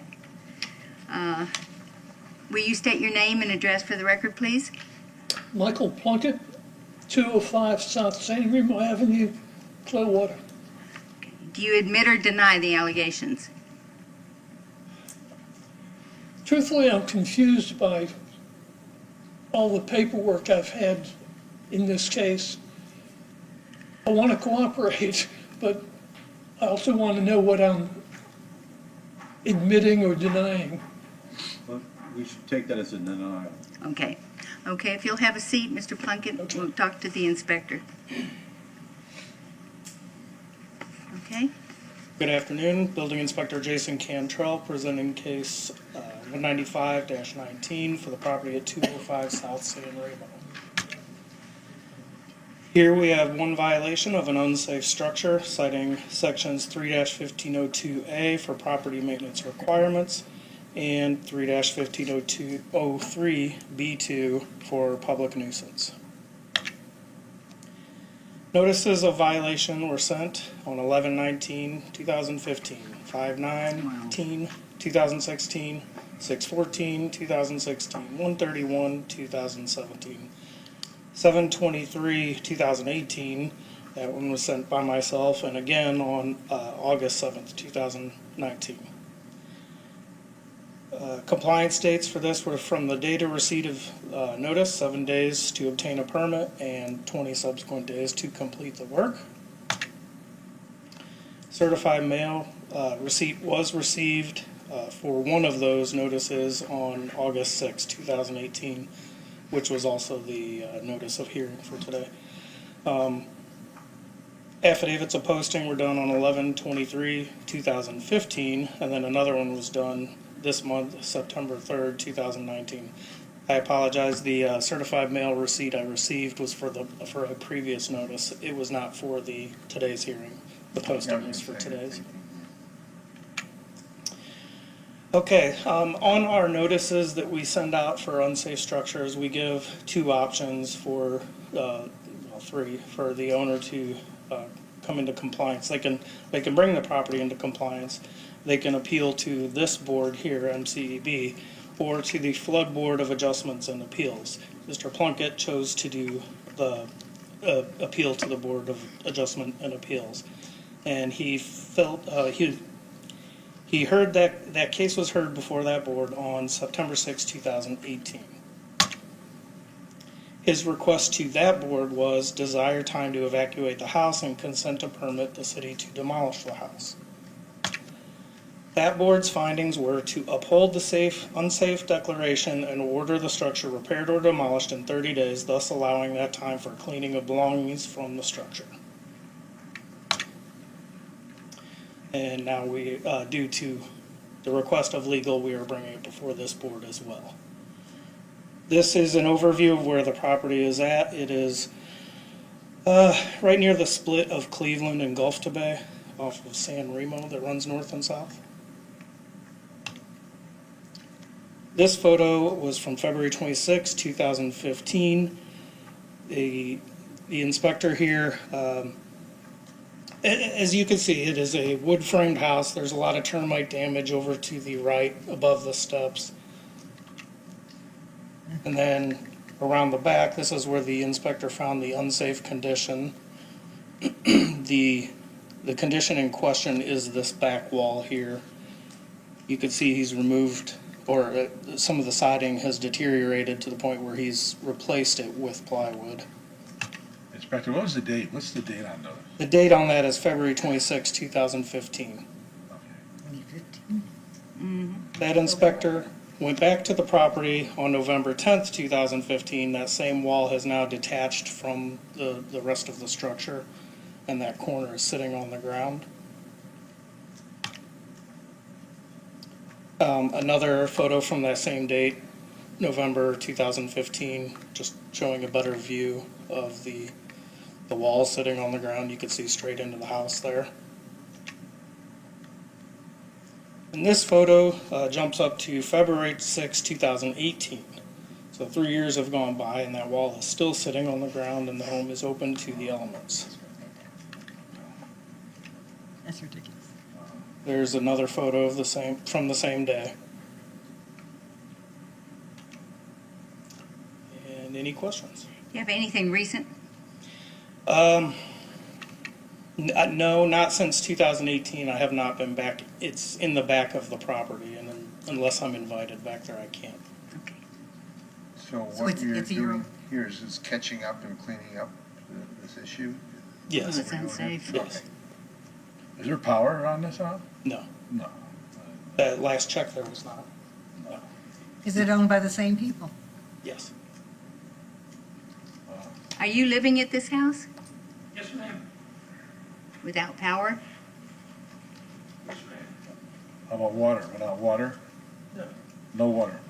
If you could just come up to the podium so we can get you on the microphone. What do you want to do? Ask him how he takes a shower. Oh, I'm up at the YMCA taking showers quite often. Okay. Can I have a motion? what do you want to listen? I'll make a first motion, unsafe buildings. Okay. I move to find the respondent in violation of the code as referred to in the affidavit in this case. Second. All in favor? Aye. Opposed? Motion carries. I also have a question. Why is this not before us as a repeat? Well, we'll look at the remedy that. I mean, this was unsafe before, right? In 2015, 2016, 2017, It's still unsafe. and here we are, 2019. Just to clarify, well, Inspector, would you mind if I ask? So when you, the action that the city took against Mr. Plunkett was an action before the Board of Building Flood Adjustment and Appeals, correct? Correct. And that's a separate board, obviously, than the code board, Yes. correct? And does Chapter 47 of the Clearwater Land Development Code provides that a violator has the right to appeal the decision of the building official or his delegee, which would be you, to that flood board, correct? Correct. But the flood board, does the flood board have any power to order anything other than to affirm the decision of the building inspector? No. So the flood board didn't say, enter an order back in September of 2018 fining Mr. Plunkett? Fining? No. Fining, no. And they also didn't have the power to enter an order that allowed the city to go onto the property to correct the violations, including demolition, correct? Correct. And is that why we're here today? All right, thank you for that. That clarifies that. This is the first time before us, and you did see that. I gotta tell you, as a board member, I'm in my 8th year here. That's the worst property I've seen in 8 years, with somebody living in it. It just stuns me that anyway, I'm amazed. What's your recommendation? For compliance to be met for the unsafe structure, to repair or replace any areas where deterioration or damage exists to meet current Florida building codes. Complete demolition of the structure is also an option for compliance, and all work must be properly permitted. He hasn't done it. The city's recommendation for case 195-19, we are requesting compliance on or before October 25th, 2019, or a fine of $150 per day that the violation continues to exist. Additionally, we are asking the board to authorize the city of Clearwater to enter onto the property to correct the violations by any means necessary and any reasonable cost to be applied as liens against the property. After 3 months from the recordation date of such lien, if the fines and fees remain unpaid, the city attorney's office is authorized to foreclose, collect, or settle such lien using any legal or equitable remedies available under the law. Madam Chairman, I have a question for Mr. Plunkett. Mr. Plunkett, I've seen you over the Y, and I'm really kind of upset that you're having to go through this. I had no idea. Is there not any other place for you to go, to move to? Because if you have no utilities, you have no sewage. Is there other options for you? Here in Clearwater? Yes, sir. You have family here or friends? No, you're by yourself. Family in Rhode Island. I just don't think you should have to live this way. And I'd like to see you under better conditions, helpfully, than having to go over to the Y and take your showers and live in the darkness and no sewage. I'm a sensitive man. I don't like to see a man your age have to go through this. Okay, well, can I have a motion? It's not that hard. I know. It's called surviving. Are you a veteran? No, sir. Yeah, that's a good question. I've taken survival courses, and I'm an accomplished outdoorsman, mountaineering, other things. And Okay. There are other agencies in this city that would be willing to help you and to find another location in your circumstances. Be worth you checking into them, and maybe talking with one of the inspectors might can guide you towards those agencies. He already has, he said. Okay. Yeah, Salvation Army. Yeah. That's what I was just thinking too. United Appeal would be Exactly what I another was one just too. thinking. A very good one. I can highly recommend them. Everybody's tabernacle. There's people that's willing to help you if you'll just let them. Okay, can I have a motion? Yeah, sad part of Mr. Plunkett is we have to deal with your property, and it is an unsafe property, and so we have to move ahead with, Our job. we understand your situation, and we don't do this with any malice. Oh, no. I hope you understand that. I'll make a motion. Okay. I move to enter an order requiring respondent to correct a violation on or before October 25th, 2019. If the respondent does not comply by that date, the board may order a fine of $150 per day for each day the violation continues to exist, and the city may take all reasonable actions, including entry onto the property, to bring the property into compliance and charge the respondent with all costs, which will become a lien on the property.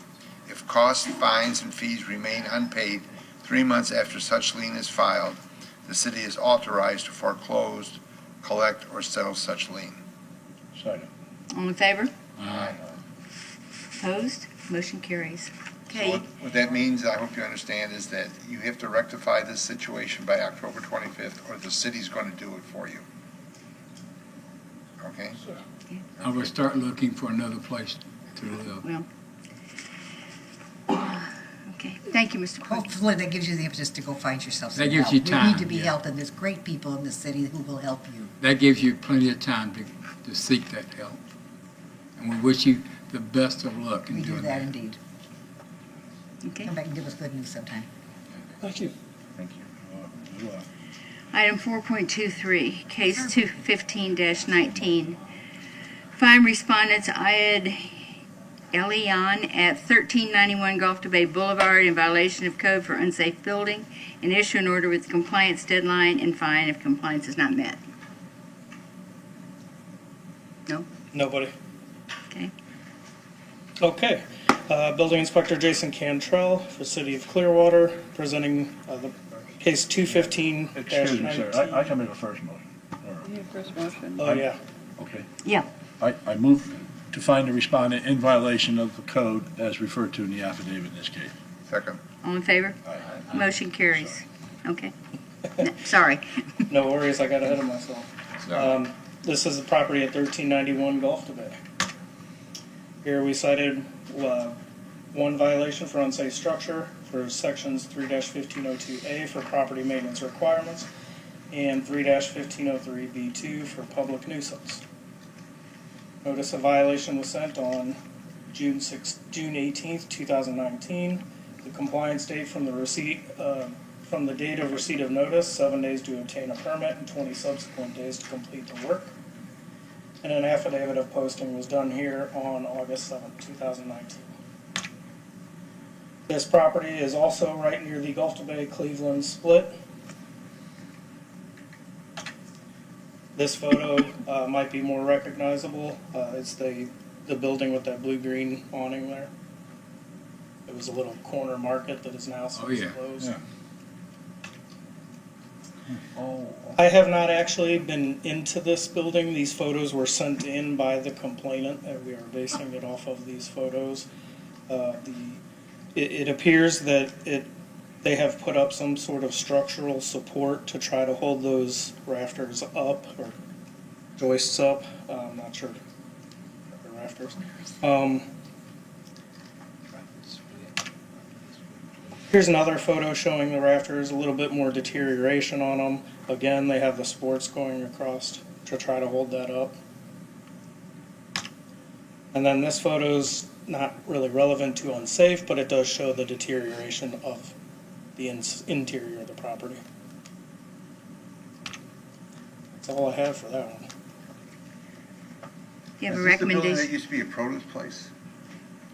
Across the street from that. Across the street? Yeah. from that? Yeah. Okay. Yeah. They put some money into that not long ago, fixing the outside of, I think. Mhm. They, when you come around the bend there, What is it now? it's unsafe, I guess. It's unsafe, okay.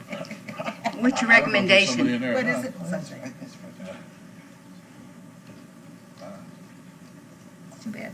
That used to be a realty office years and years and years ago. I'm not familiar where that is. For compliance to be met for this unsafe structure, repair or replace any areas where deterioration or damage exists to meet current Florida building codes. Complete demolition of the structure is also an option for compliance, and all work must be properly permitted. Recommendation for case 215-19, the city is requesting compliance on or before October 25th, 2019, or a fine of $150 per day that the violation continues to exist. Additionally, we are asking the board to authorize the city of Clearwater to enter onto the property to correct the violations by any means necessary, and any reasonable costs to be applied as liens against the property. After 3 months from the recordation date of such lien, if the fines and fees remain unpaid, the city attorney's office is authorized to foreclose, collect, or settle such lien using any legal or equitable remedies available under the law. Before you vote,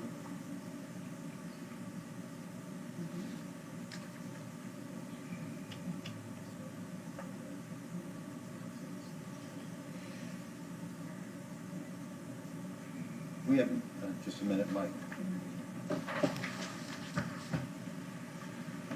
Inspector, can I ask you a question? Yes. Hey, have you heard from the owner? No, I haven't. Nothing? Did he sign your thing? No, he didn't. And you posted, right? His, yes, I did post it. As you're looking at the building, is my, good. Right there where my mouse is pointing to is the corner store. Right. And that's where the deterioration is, inside that store. Right here where my mouse is pointing is 1393. That is listed as the address of the owner. So all the mail's going to there. So, really, all we could do is post it. This is commercial, how come you're not going 250? It's just what I'm directed to ask for. Oh, You're welcome to change it. He does yeah. what Yeah, he's no, I told. know. I just, when they aggravate you out there, raise it. If they're, Well, seriously. if they're okay, your call, Fair across the board, that's what we Yeah, got to do. exactly. Compassion. Yes.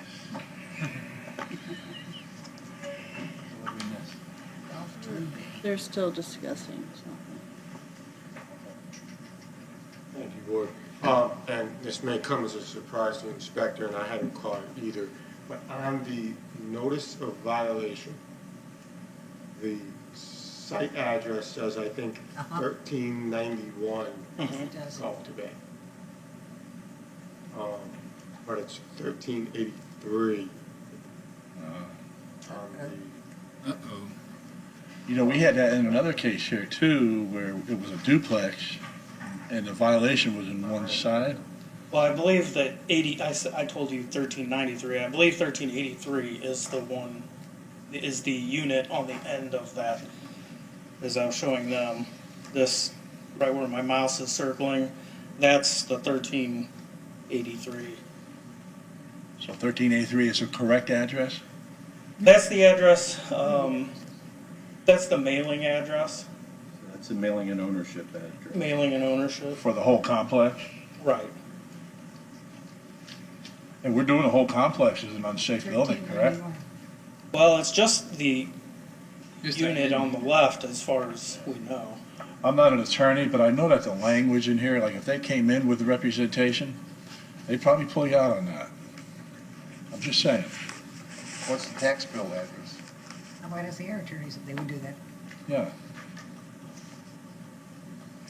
So this is like a multiplex, like 3 units, 4 units. I think it's only 2, but yeah. So say it's 2.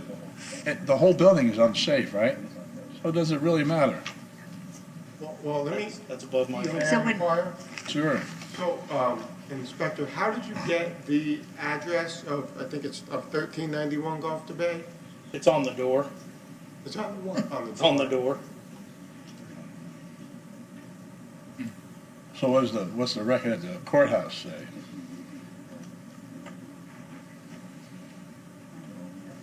I mean, it could be a situation where the owner just chose to use the one location as his property and subdivide it for rental purposes. I think the board could go ahead on this, and if it becomes an issue, then we'll have to bring it back to the board in the future. But I think the board could go ahead based on the information that you've received. I would say that the owner would have a rough time saying they weren't put on notice of the violation. 1391. And we've Yeah, seen but the there's only violation one. too. We know it's there. Okay, all Are right. the other addresses that are part of that building covered by that? Yes, the All the address, addresses? the other address covers that part of the building. Covers the building, part of the building, yes. 1391. That's the mailing address that looks like it was in the property appraisers. Normally, however, there's, additional sub-addresses for Right. each unit. That doesn't appear to be in the way that We'll do it for a second. the information Yeah. came out, so. Okay, go. Second motion? As long as there's no other question. I move to enter an order requiring the respondent to correct the violations on or before October 25th, 2019. If the respondent does not comply by that date, the board may order a fine of $150 per day for each day the violation, it's just one violation, right? Yes. Continues to exist, and the city may take all responsible actions, including entry onto the property, to bring the property into compliance and charge the respondent with all costs which will become a lien on the property. If costs, fines, and fees remain unpaid 3 months after such lien is filed, the city is authorized to foreclose, collect, or settle such lien. Second. All in favor? Aye. Opposed? Motion carries. Okay, Thank you. thank you. Oh, you're still up. All right. Unfinished business. Do we have anyone here for these? Item 5.1, continued from July 24th, case 16118, accept the affidavits of noncompliance for respondents Amelia and Emmanuel Macarolas at 1536 Palmetto Street for unsafe building. Are they here? Oh, here he is. Yes, sir. Have you been sworn in? Sworn in, he came in late. Somebody sworn in. To swear or affirm to tell the truth throughout your entire testimony. The last time that I was in here, we were discussing, because I was going to have a Sorry, what is your name, please? buyer for the house, What is your name, please? Emmanuel Peter McCrillis. Thank you. The last time I was in here, we were talking about a buyer in the house, and I had lined one up for $140,000. The individual decided to back out on the house and offer me a little bit less, about $45,000 for the house. So I took the initiative because I had a program that I was involved in, Rebuild Florida Better Again. They're dragging their feet. So I went out and got a hard lender. And I just got a release of a lien or release of mortgage on my house on the 12th. This house anymore. And I went down to the building department. I was supposed to close on the loan yesterday. We just did a survey. The issue that was underlining, the mortgage company never released the first mortgage that was on the house from 2002. But this mortgage company that was Wells Fargo is now, that I'm in communication right now, I've been talking to the attorney. And he has to give me a payoff statement on the first mortgage, and then the loan will come out. So I'm not wanting to use the program Rebuild Florida Better Again. So I'm taking the initiative to do the work myself on the house. I need another 60 days or 30 days. I'll come in again, and I'll show you the progress. I got doing the work to the house. Just got to get that loan. But do you have the permit? Yeah, the permit's ready to go. I just have to pick it up. It's ready to go, and all we're doing here is asking for the affidavit of noncompliance. The property owner is working towards getting the structure fixed. So we're just asking for the acceptance of the affidavit of noncompliance. There are no fines with this case. So just give me a little more time. And this moves it along. Give me another 30 days. Everything will start. I'll pick up the building permit and start doing the demolition to the house. I just ended up with another clause in the project because they never released the mortgage. As of right now, there are no deadlines. Oh, okay. So you cannot extend it 30, 60, 90. Okay. We just say he's non-compliant, He is let not him in go, and compliance. you'll work it out. Correct. Okay. That would help me. Okay. I move to accept the affidavit of non-compliance and issue an order that states that fines and fees remain unpaid 3 months after such lien is filed. The city is authorized to foreclose, collect, or settle such lien. Second. All in favor? Aye. Oops, was there a second? Yeah. Okay. Yeah. All in favor? Aye. Aye. Opposed? Okay. Good luck to you. Okay, let me ask you a question. If I get the building permit, like the work starts, I'm not going to be in non-compliance anymore, am I?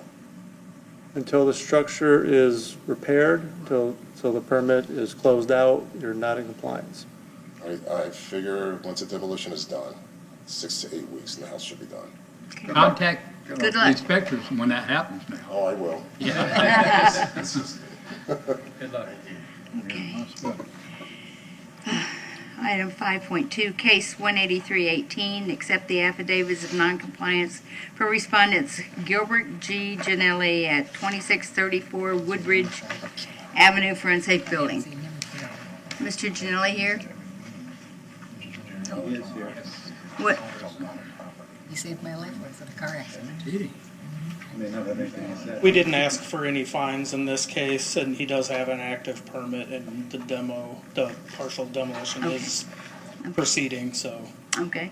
So what are you looking for, just a Just to non-compliance? accept the affidavit of noncompliance. Move to accept. I move to accept the affidavit of non-compliance and issue an order that states that fines and fees remain unpaid 3 months after such lien is filed. The city is authorized to foreclose, collect, or settle such lien. Second. All in favor? Aye. Opposed? Motion carries. Okay. Item 5.3, case 108-19, accept the affidavits of noncompliance for respondents Bruno 1 Inc. at 2083 Envoy Court for unsafe building. Is he here? I remember this one from last time. Okay, Move to accept. accept? Look for a motion. Yes, Yeah, move to accept. I move to accept the affidavits of compliance as listed. non-compliance, Oh, yep. non-compliant. Oh, I'm sorry. I take that back. Affidavits of non-compliant. I move to accept the affidavit of non-compliance and issue an order that states that fines and fees remain unpaid 3 months after such lien is filed. The city is authorized to foreclose, collect, or settle such lien. Second. All in favor? Aye. Aye. Opposed? Motion carries. Okay. I don't know what the other board, nuisance abatement lien filings.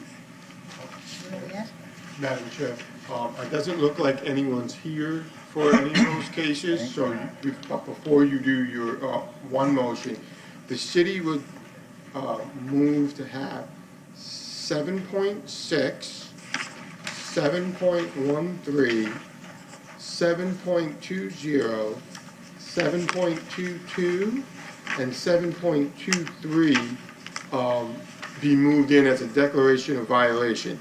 And just so we understand what the code allows, it was an ordinance that was drafted by the Codes Division and myself that passed last December. It gives this board the authority to issue 3 basic kinds of orders for nuisance abatements. The first one is the general one you do, where they have 5 days to comply. The second one would be for a declaration of violation, where the violation, just like your normal declarations of violations, was corrected after compliance date but before the hearing.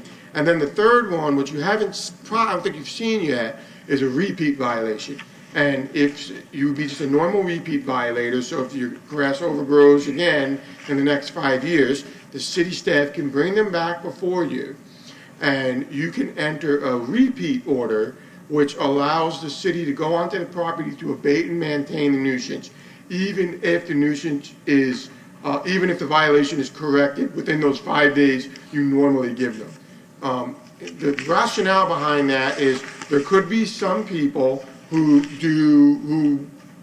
game the system. They do it before the hearing, or they do it during that 5-day period, and then they let their grass grow again. Well, under the first order that you issue, if they correct the violation within those 5 days, the violation goes away. The city doesn't have that authority to go onto the property. But if they become a repeat violator and you enter that second order, then that order essentially runs with the land, and the city can go onto the property and cut the grass essentially whenever it's overgrown again. And so you really only see the case twice at most. So again, for 7.16, 7.13, 7.20, 7.22, and 7.23, the city would simply ask for a declaration of violation on those cases. Okay. Can I have a motion? We need 2 motions. Do you want to do the declaration ones first? That might be easier, and then you can refer to the other ones. Can we do those all in one lump? Yeah. Go for it. So that'd be nuisance of abatement liens, right?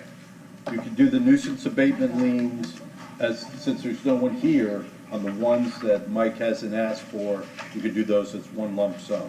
On the ones he's asked for, you could do those as one lump sum, but you just have to do your motion differently. Okay, we can do that. What's the language of that? What page? Is that For what 7? Mike asked, is that what you're talking about? For what? Page 7. Omit it, the motion for, I'm going to omit what he said. And I'm going The to ones that he said, you're really, on those, you're making a motion seeking a declaration in those. Oh, So okay. you could, if you make your motion, that should be sufficient for the language that we need. So declaration of violation for nuisance abatement. And That's for Mike's. That's for Mike, and that's what I'm gonna do, Okay. okay? And that's for 7.6, I wanna get it right, it's 7.13, 7.22. 7.20, 22 and 23. 7.22, and 7.23, okay? Got 'em. I move to find the respondents was in violation of code as referred to in the affidavit in this case. The violation was corrected prior to today's hearing, and to enter an order that no fine be imposed. If the respondent repeats the violation, the board may impose a daily fine and order the city to take all reasonable actions to abate and maintain the nuisance, including entry onto the property, and charge the respondent with those costs, fines, and fees, which will become a lien on the property. Is that right? Second. All in favor? Aye. Opposed? Motion carries. Okay, now the others. The others, we can lump in one sum. That would be nuisance abatement liens. Right. So what's the board's, within days of the board's written order or by, okay. 5 days from the date. What did we say, 5? 5 days. 5 from the date days? of the order. 5 days. I move to enter, this is for the remaining, I move to enter an order finding the respondents in violation of code and requiring the respondents to correct the violations within 5 days of the board's written order. If the respondent does not comply within the time specified, the city may take all reasonable actions, including entry onto the property to abate and maintain the nuisance and charge the respondent with the reasonable cost which will become a lien on the property. If costs, fines, and fees remain unpaid 3 months after such a lien is filed, the city is authorized to foreclose, collect, or settle such lien. Liens, plural. Wow, good job. Good. All in favor? All in favor? Aye. Opposed? Motion carries. All right. The board is adjourned. Yeah. Boy, this one's different than. Good job, man. President You got Zeno. it. I gotta catch Very good what you're doing. Board. Well, you learn a lot there. Yeah, you See a do. lot, learn a lot. Uh, Word board. What's your